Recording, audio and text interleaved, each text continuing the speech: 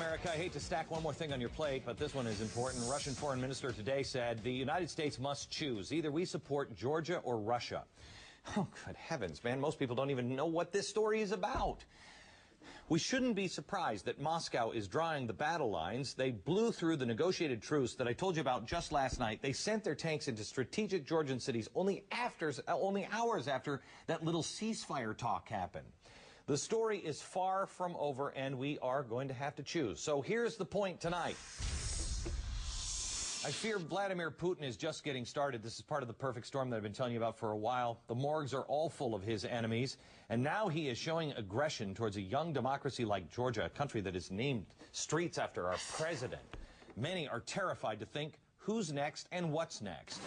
I am proud now to be joined by the courageous president of Georgia, Mikhail Saakashvili. Mr. President, the last time we spoke, you know, I am a fan of yours. It was a happier time. What is the status of your country today? Well, you know, last time we spoke, my country was a very fast developing, prospering, small democracy. What we are having here is a huge tragedy. We have this small, tiny democracy under attack from a giant neighbor, Russia, under full-fledged attack. Basically, the overwhelming force of almost entire Russian land force, more than 1,200 tanks, more than 300 planes, more than 100 helicopter gunships have entered our small territory and they have been running around, the burning cities, destroying the villages, killing people, rampaging through all kind of areas, blowing up the buildings, blowing up schools, and looting. I get reports of Russian army followed by irregulars as we speak. And will you verify, sir, that they have violated the truce then? Is this... Well, they never really adhered to the truce. They were running around. They closed the main bloodline connecting eastern and western Georgia. They got into town of Gori, which is close to the capital. They've been bomb shelling residential areas in Gori. They've been demolishing buildings. Things like, you know, they went and demolished the, you know, for instance, the residence of local priest and the whole area, and things like that. You know, they've been targeting. They hit a hospital with their tactical missile, which is, according to CNN, I didn't know it qualifies as weapon of mass destruction. So you are really dealing with 21st century barbarians. Can you tell me this, sir? Russia is saying that they were just reacting to you last week.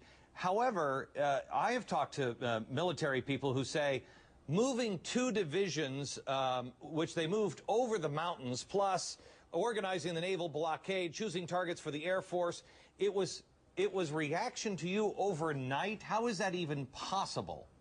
They say this should have taken months to plan. That only means, absolutely, that only means that Russian tanks were already rolling. The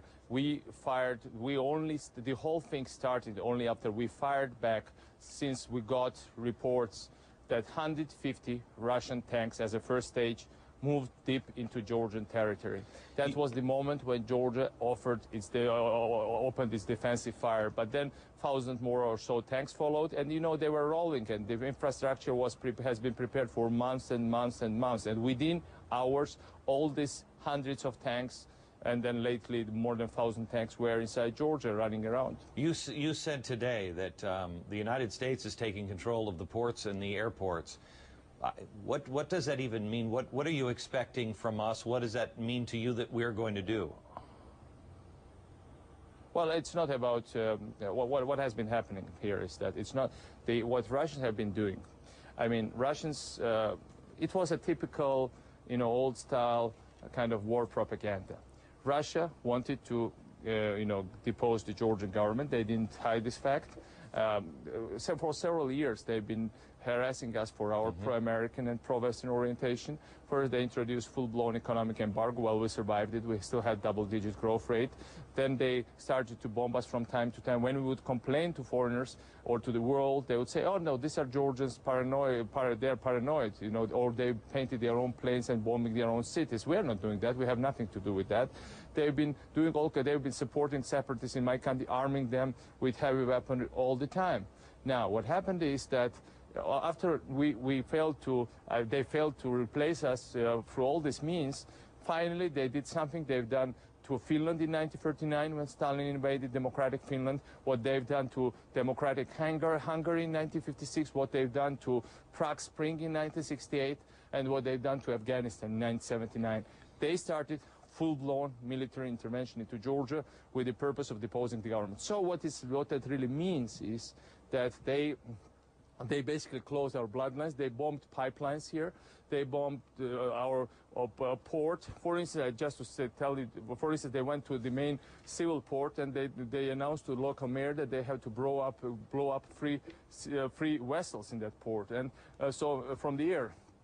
And Mayor, backed them. They knew how notoriously inaccurate their Air Force is. Please take them out to the sea if you really want to blow up the vessels, and blow them up there. And then the final generous compromise of the Russians was to bring in explosives and blow them up in the port. This was one instance.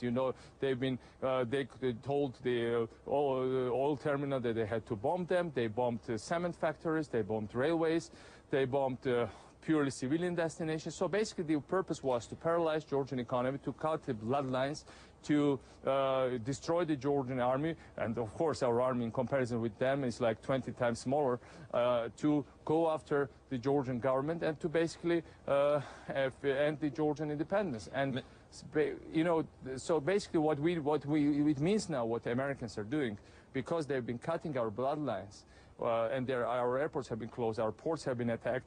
Americans are moving in their ships into the ports to open to have them open and to move in humanitarian supplies.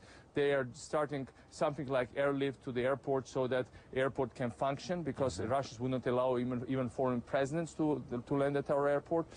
We have a new, very beautiful international airport which they've been bombing for a few days. So basically, what this means, the humanitarian assistance Americans are giving us, we are really grateful to the American people for that one. It cannot come anytime soon. We are too soon, because we are really having, 180,000 displaced persons in a country of less than 5 million people. It's huge. It's a huge humanitarian catastrophe. Mr. President. We're going to take a break here for a second, and I want you to make the case to the American people, because I don't think most people, they don't understand what this is even about. Most Americans don't know your name. I stumbled onto you about 1.5 years ago, and I was amazed. You're a guy who has cleaned up one of the most corrupt places in the world, and your people. And I think I said this to you before when we were on, the words that come out of your mouth many times sound like a founding father of ours, but most people don't even know what this is about. So I wanted to have you speak when we come back directly to the American people and make your case. Why should Americans get involved? What does this mean to us? We're so bogged down all around the world. Make your case, Mr. President. We'll do that next. Glenn?